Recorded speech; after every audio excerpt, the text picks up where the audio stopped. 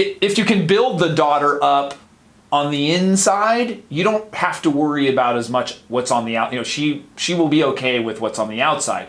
If you talk about what's on the outside and build that up, she definitely will have an issue with what's on the inside. So right there is a problem. Yep. And that's the body image issues. Like, well, I mean, granted, at 8, hopefully you're not gonna deal with that yet, but you will.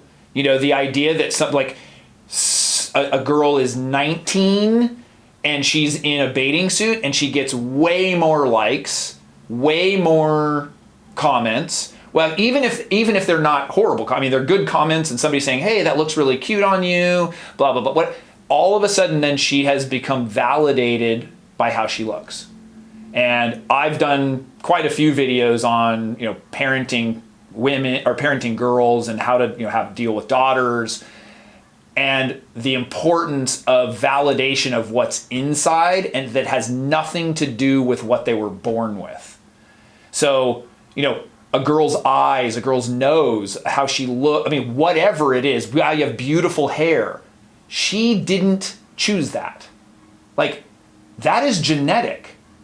And so complimenting somebody on something that is genetic, I mean, we can go into, there's all kinds of stuff with that. But what I also,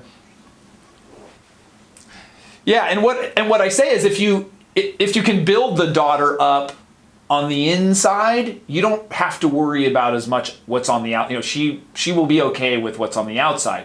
If you talk about what's on the outside and build that up, she definitely will have an issue with what's on the inside. So that's the hard part with all of this, the body shaming and image issues and just, I just want to, I'd rather bury my head in the sand and exist and just pretend this, like, it shouldn't happen. It doesn't happen. I don't want it to happen.